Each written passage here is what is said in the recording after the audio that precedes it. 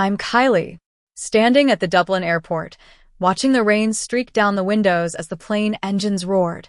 I couldn't believe how far I'd come.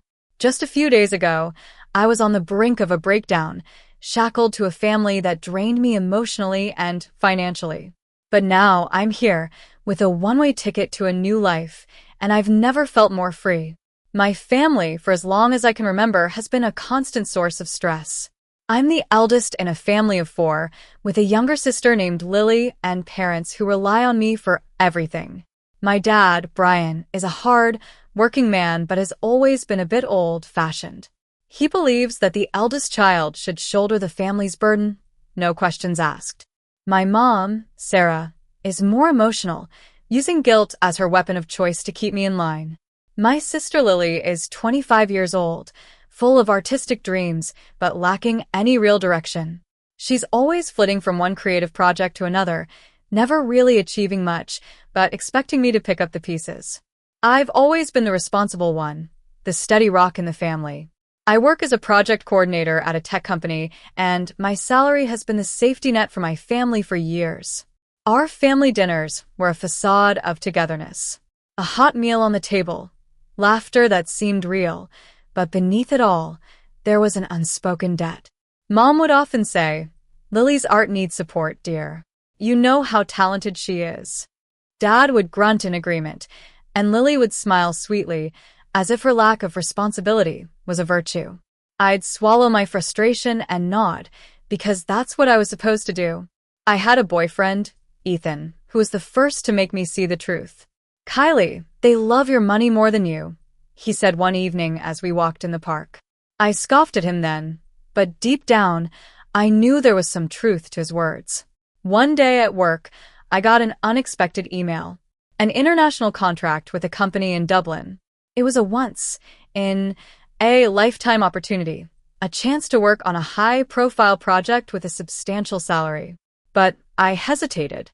Mom would be heartbroken, Dad would be angry, and Lily would be lost without my financial support. So I buried the email, hoping it would just go away.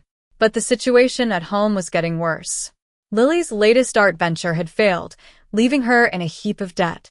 She was evicted from her apartment, and my parents expected me to help her out. "Kylie, you can't just let her live on the streets," Mom pleaded, tears in her eyes. I gave in, as I always did, and paid for her new place and covered her bills. My notes app on my phone was filled with reminders for family expenses, Lily's rent, my parents' utility bills, even the cost of her art supplies. It was like a never-ending ledger of my sacrifices. I would look at it late at night and wonder when it would all end. Then one fateful morning, my phone buzzed. It was a text from Lily. "I quit my job. You'll take care of me until I figure things out." There was no apology, no preamble, just an expectation. I stared at the message, a mixture of shock and anger rising within me. For years, my instinct had been to say yes, to solve the problem. But this time, something inside me snapped. I remembered Ethan's words, and I wiped my hands, opened the message, and typed, "That's not on me." My hands were shaking as I hit send. It felt like I was cutting off a part of myself. But in that moment, I felt a strange sense of liberation. I then remembered the Dublin contract in my inbox. I opened my laptop with new-found determination. For months, I had made excuses not to sign it. But now I hovered over the sign button and pressed it. A small notification popped up, document completed. It was so simple, yet it felt like a seismic shift in my life. 10 minutes later, my phone lit up. It was Mom. I knew what was coming. "If you don't help Lily, don't even think about coming home for Christmas," her text read. In the past, those words would have crushed me. I would have dropped everything and rushed to their aid. But this time I laughed. It was a bitter laugh, but it was also a laugh of freedom. I sat down at my desk and opened my banking app.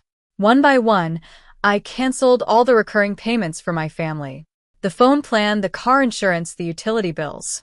Each click was like a small victory, a step towards reclaiming my life. My family didn't take it well. The next day, my phone was bombarded with messages. Mom was crying, Dad was angry, and Lily was accusing me of being selfish.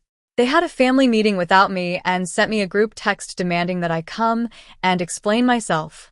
I replied simply, I won't be there. The following evening, they showed up at my door. Dad was red, faced with anger. Mom was in tears, and Lily was pouting. Open the door, Kylie. This is ridiculous, Dad shouted. I stood behind the door, my heart pounding, but I didn't move. I knew that if I let them in, I would fall back into the same old pattern. A few days later, they tried a different approach. Mom left a voicemail, her voice soft and pleading. Kylie, Lily's really trying. She just needs a little more time. Think about family. I deleted the voicemail halfway through. Then came a FaceTime call. It was the whole family sitting around the dining table. Mom started, her voice trembling. Kylie, can we please talk like adults? Lily jumped in. You've embarrassed us. You've made me look like a loser. I took a deep breath and replied, You sent a demand, and I declined. I'm not responsible for your choices. Lily's lips trembled. You don't believe in me. You never have. I said calmly, Belief isn't a bank loan, Lily. At that, her boyfriend, Ryan, who was sitting in the background, chuckled condescendingly. She's so uptight. No wonder she's so stressed all the time. I looked at him and said evenly, Ryan, do you even hear yourself? Mom then cut in. Kylie, your sister's art could be big. She just needs someone to back her up. It's a small loan, only $150,000. I couldn't believe what I was hearing. You're asking me to guarantee a $150,000 loan for someone who quit her job and has no stable income? Mom's voice hardened. Don't be so dramatic. We raised you to be a family person. I felt a sense of clarity wash over me. You raised me to say yes when I should have said no. I'm not walking away from the family. I'm walking away from being your financial crutch. There was a long, tense silence. Dad's face turned red with anger. Watch your tone, Kylie. I looked him in the eye and said, I am watching my tone. I'm calm, and I'm making my stand.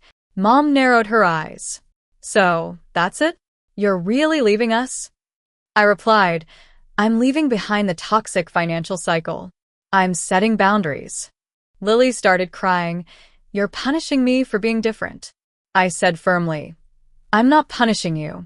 I'm taking care of myself. Mom slammed her hand on the table. You'll regret this, Kylie. I nodded. Maybe, but at least I'll regret it on my own terms. I ended the call. The group chat immediately exploded with messages of anger and betrayal, but I ignored them. I opened my exit plan document and started checking off the remaining tasks. Finally, the day of my flight arrived. As I packed my suitcase, I looked around my apartment, which was now free of the weight of family demands. I felt a bittersweet sense of sadness and relief.